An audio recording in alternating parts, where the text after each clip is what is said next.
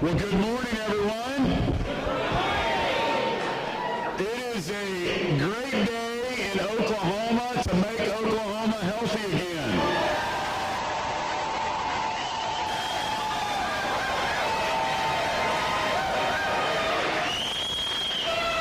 I love the spirit behind the Maha movement.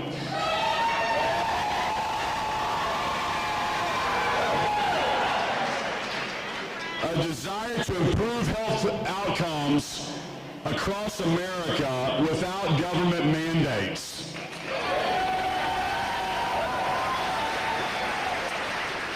And I want to first thank all of you for coming out and help celebrate and announce making Oklahoma healthy again.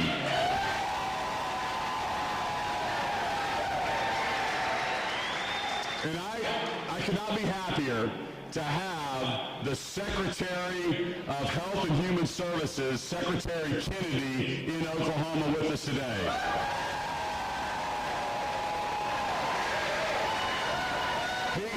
Secretary Kennedy, let me just tell you, okay, I went to the White House. We were having dinner there at the beginning of this year. So President Trump's first big black tie dinner of his new presidency. All the cabinet secretaries were there, all the governors across the country. And I'm just telling you, the coolest person there, the person with the it factor, I came home and told all of my team, was Bobby Kennedy. Ladies and gentlemen, Oklahomans, put your hands together for Secretary Bobby Kennedy.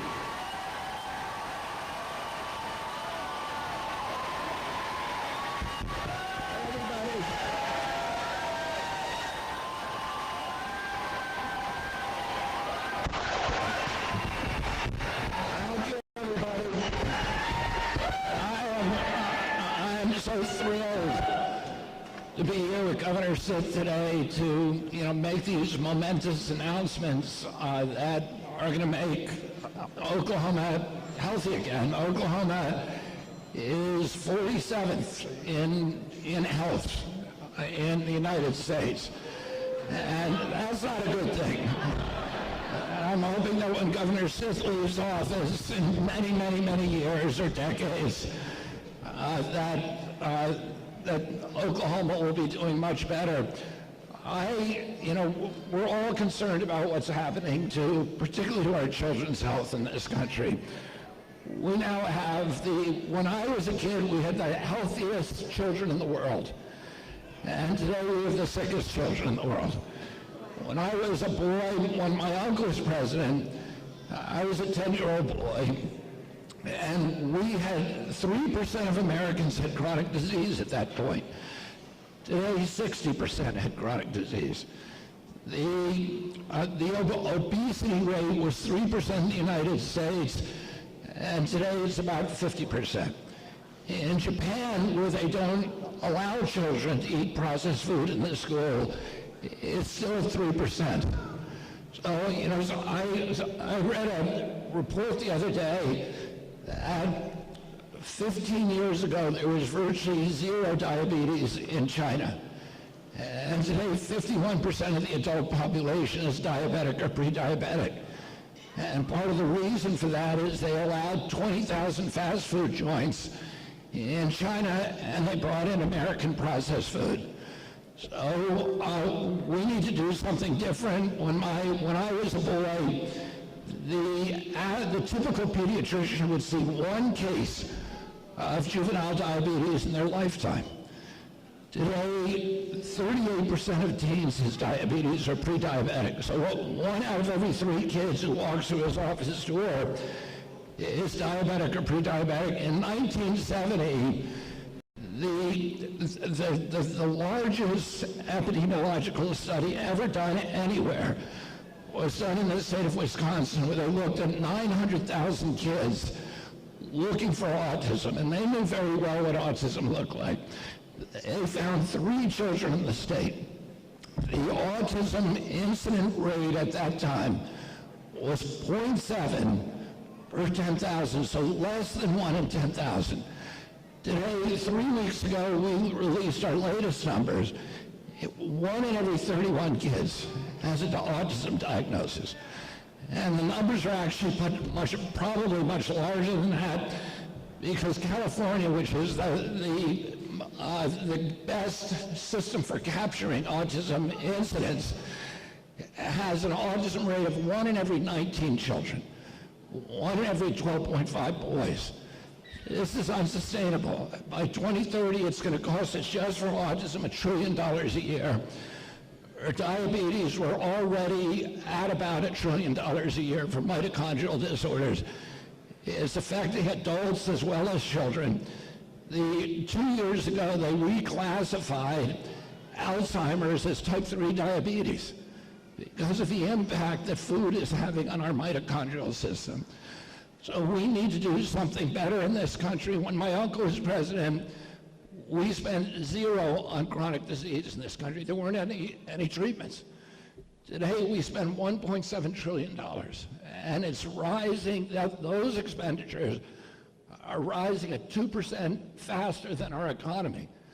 This is an existential threat to our country in every way. Our national security. 75% of American kids cannot qualify for military service. The fertility rate is plummeting. Teenage boys today, American boys, have half the testosterone of 65-year-old men, half the sperm count. Our girls are reaching puberty 6 years early. So we have to do something different. And, you know, I came into this campaign saying, we've got to do something. I had 11 brothers and sisters, and I had about 70 first cousins. And I never saw a case of diabetes. I didn't know anybody with a food allergy growing up, with a peanut allergy. I didn't know anybody who had autism. And I was at the spear tip of the movement for rights for people with intellectual disabilities. My aunt, Eunice Shriver, started Special Olympics. I worked in Special Olympics when I was 8 years old as a hugger and a coach before it was even named Special Olympics. It was called Camp Shriver. And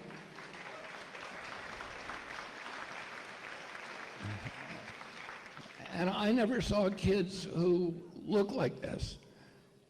I walked through airports yesterday. I see all these children, and I can look at them and see the inflammation and the mitochondrial dysfunction.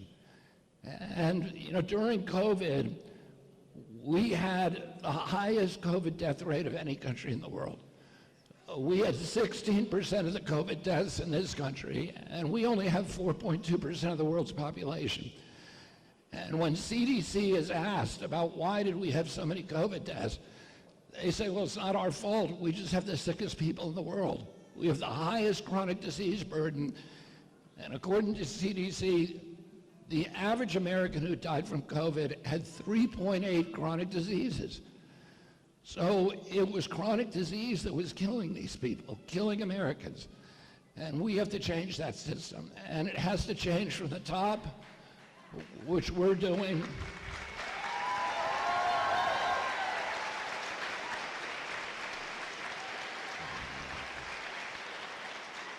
But the real changes have to come from the grassroots, from local leadership, from individual Americans who are taking responsibility for their health. And I am so gratified about these actions that are now being taken by Governor Stitt to make Oklahoma healthy again. And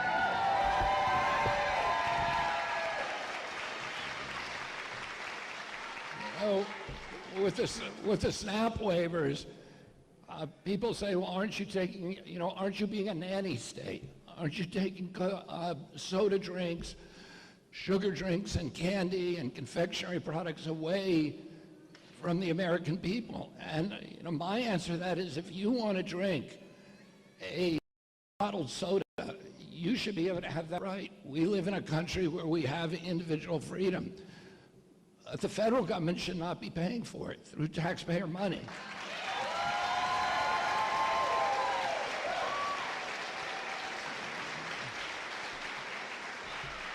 10% of SNAP waivers go to soda drinks, and we're paying for them at the front end by buying soda for the poorest Americans. And then we're paying for them at the back end with this diabetes epidemic through Medicaid and Medicare. And it doesn't make any sense. We are poisoning the American people. You know, American children have an obesity crisis. But they didn't suddenly get indolent and lazy and gluttonous. We are mass poisoning them. We are doing this to them. And it's time now for us to take personal responsibility for our own health and to have leaders like Governor Stitt, to elect leaders like Governor Stitt, who will change the way that we do things in this country to give American kids a better chance of growing up healthy. I said this to President Trump the other day, that a healthy child has 1,000 dreams, and a sick child has only one. That they'll be able to make it through the day with all these medications that they're being forced to take. And to have no day where and it destroys their aspirations, their ambitions, the energy that they have to put into making their lives a better place and making our country a better place to live. And Governor Stitt often talks about the American dream. We're taking those dreams away from our kids, and we need to start giving it back. So I want to thank Governor Stitt for this. All of these. You know, I talked to, yesterday in Washington, D.C., I talked to the corrections officials, including some from Oklahoma, from all over the country. And before I went in there to give that talk, I looked at some of the data, some of the studies, and there were over a dozen studies that I found very quickly on Google that showed what happens when you change prison food. And there are studies that show that violence goes down by 38%, that assaults go down by 85%, that suicides in one juvenile facility went down 100%, the use of restraints goes down 75%. Well, when we start feeding, this food is poisoning not only our health, but our mental health as well. And, you know, we need to start giving better food to our children in our schools and give them a chance.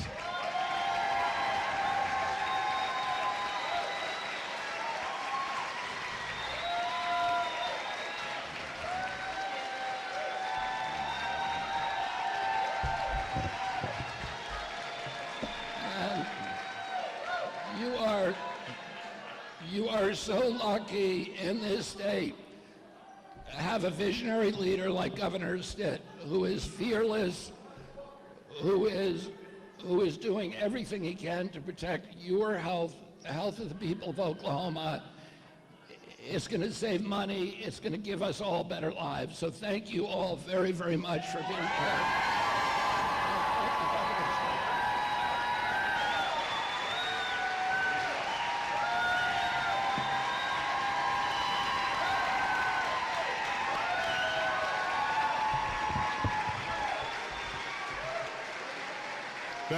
Thank you so much, Secretary. It's such an honor to have you in the great state of Oklahoma. And today, we're going to get the ball rolling on MOHA, Making Oklahoma Healthy Again.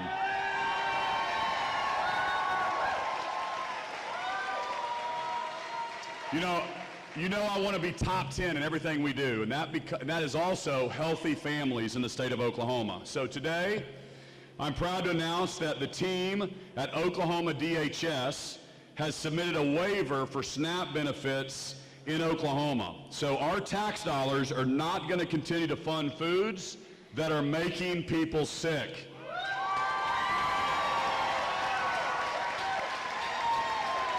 This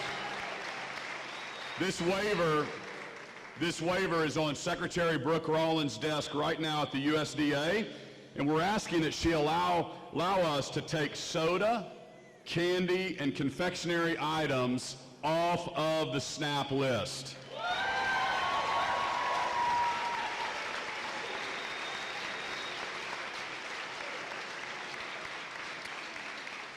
We're also going to work with the USDA to find more ways to promote healthy eating for families on SNAP benefits and to cause those dollars to go further. You know, eating healthy foods today is going to reduce healthcare spending and dietary related illnesses later on in life.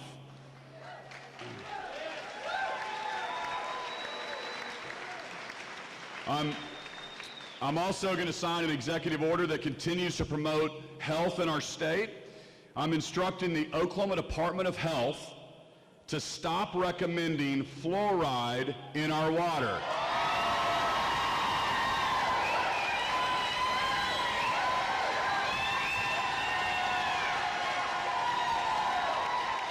You know, cities and water districts, they can still choose to do what they want based on their constituents and the science, but it's no longer going to be a recommendation from the state health department.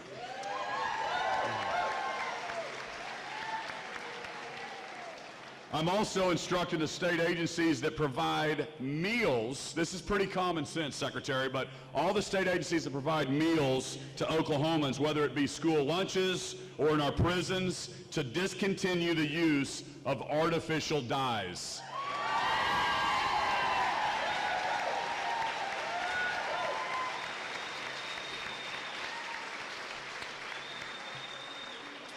And we're going to be convening an advisory council to study and recommend other changes that can make and improve the health outcomes across the state of Oklahoma. Mr. Secretary, let's sign this executive order.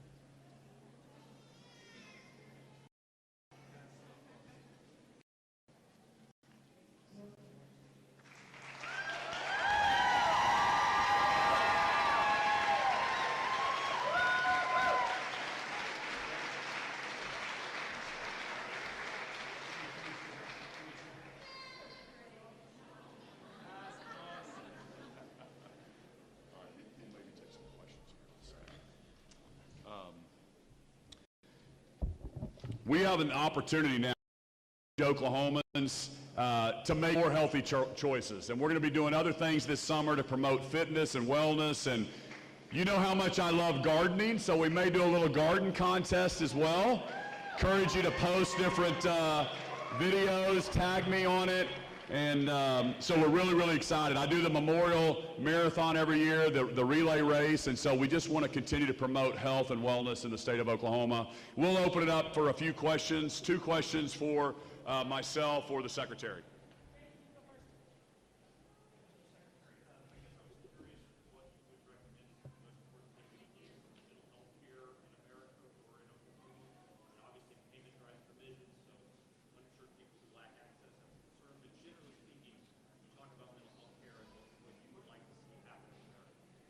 I mean, mental health care, and particularly the issues of addiction and the epidemic that we're having now in suicide is among our greatest priorities at HHS. And we fund services through Medicaid, through Medicare, through HRSA. We're going to continue to fund those services robustly. And we're focusing also on assisting the states and developing their own, becoming laboratories for how to treat these illnesses. I have to say, as I mentioned before, at part of the mental health crisis, there's more and more emerging science that shows how it's directly connected to our food. And as we improve our food through initiatives like Governor Stitt's initiatives here, we are going to be doing part of the job of ending the mental health crisis in our country.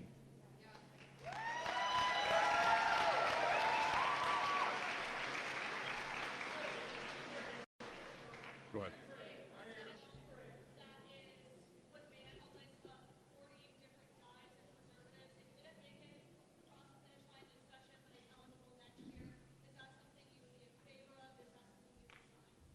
Well, of course, I'm removing dyes in the state of Oklahoma for, education lunches served in schools, lunches served in prisons, lunches the state pays for. So I need to look at the specific bill you're talking about. I can't remember. I guess it didn't make it across the finish line this year. Did it get out of the Senate? Is it in the House? I'm not exactly sure, but I know it is a Full on. nothing in grocery stores, nothing on shelves at home with those Gotcha. Yeah, we'll look at all those bills next year. I think there's certainly a movement across the country to look at what's happening with the health, and with this guy's leadership, we want to make sure that Oklahoma's leading the way. Thank you. Thanks, everybody.